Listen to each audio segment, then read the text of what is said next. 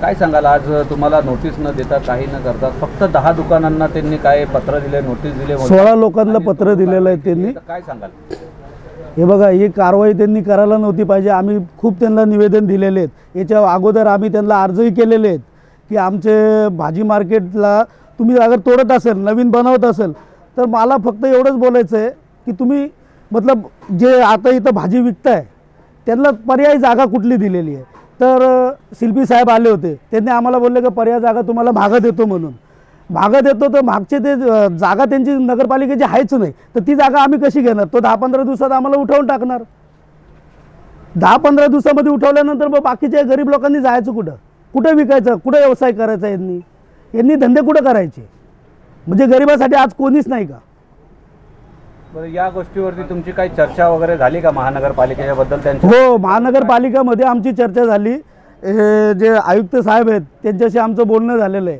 तर ते काय बोलले आम्हाला का तुम्हाला आम्ही सोमवारपर्यंत वेळ देतो, सोमवारी आमच्याशी मीटिंग करा, तुमचे 4-5 जण जे काय असतील त्यांना घेऊन या आणि आमच्याशी मीटिंग करा.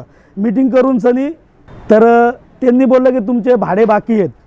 तर आम्ही त्यांना सीधा जवाब दिला, तुमचे जे काही भाडे असतील ते आम्ही भरायला तयार आहेत. भले ते 20 वर्षाचे असो या 15 वर्षाचे असो, आम्ही ते भाडे द्यायला तयार आहे आणि आमच्या नावावरती जागा करून द्यावी. यांनी जेवढे 110 भाजीवाले आहेत तेवढे 110 भाजीवाल्यांना जागा भेटली पाहिजे. हर एकाला जवळ जागा भेटत नाही मी तवर लढणार यांच्याबरोबर. बरं, तुमचे हे दुकानं तोडले तर कोणी आले का इकडे तुमच्या साईडने? कोणी बोलायला आले का? नाही, कुठलंच कोणी नेता नाही आला आमच्याकडनं बोलायला आजपर्यंत. आम्ही स्वतः लढतोय, भाजी मार्केटच्या पैशांनीच लढतोय आम्ही, भाजी मार्केटवालेच लढताय. आम्ही वकील केला, कोर्टामध्ये केस टाकायची कोशिश केली, संपूर्ण केलं, पण हे लोक काय ऐकायला तयार नाही आहेत. बरं, आता हे तुमचं नाही ऐकलं, हे तोडू कारवाई केली तर तुमचं पुढचं पाऊल काय असणार आहे? आम्ही आंदोलन करू, भाजीवाले मिळून आम्ही आंदोलन करू की आमच्या भाजी मार्केटला तुम्ही लावारीसारखं वापरतात. म्हणजे काय, गरीबावर म्हणजे अन्याय करायला लागले तुम्ही लोक. पूर्ण गरीबाचं कोणी साईड घ्यायलाच नाही आहे, कोणी पक्षावाला येत नाही आमच्याकडे बघायला. आम्ही का वोटर नाहीत का या देशातले? आमच्याकडे कोणी का बघत नाही?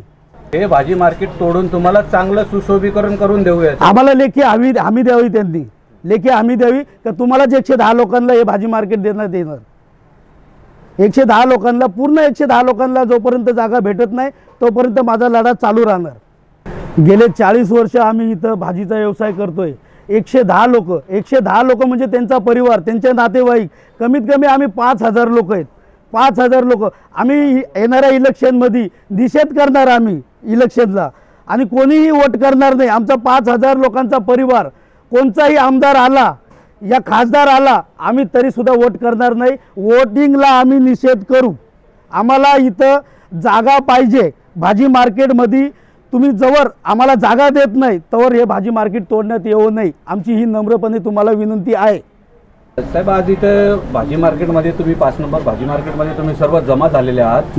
काय, कशामुळे आज इकडे जमा झालेले आहे आणि काय सांगाल तुम्ही? आज दिनांक 4 या दिवशी महानगरपालिकेने आमच्या भाजी मार्केटवर जे तोडू कारवाई केलेली आहे, त्यामुळे आमचे भाजीवाल्यांवर जी काही परिस्थिती आलेली आहे त्यांचे मुलाबाळांचे सुद्धा उदरनिर्वाह होऊ शकतं का नाही, त्यामुळे ते भाजीवाल्या सर्व नाराज आहे आणि त्यामुळे ही मीटिंग इथे घेण्यात आलेली. काय झालं, काय तुमचं बोलणं काय झालं? आमचं बोलणं एकच होतं की बाबा एवढे थोडे दिवस अजून थांबा, हे मार्केट अजून तोडू नका. जर ते तोडायचं असेल तर आम्हाला यांनी नोटीस दिलेली नाही किंवा कुठल्याही प्रकारचं आम्हाला कानूनी कायद्याने काही दिलेलं नाही. यांनी येऊन आपले जबरदस्ती करून हे मार्केटवर तोडू कारवाई केलेली आहे. त्यामुळे त्या तोडू कारवाईवर आमचा निषेध आहे माझ्यावर. कोणार्क, अपना शहर अपनी बातें.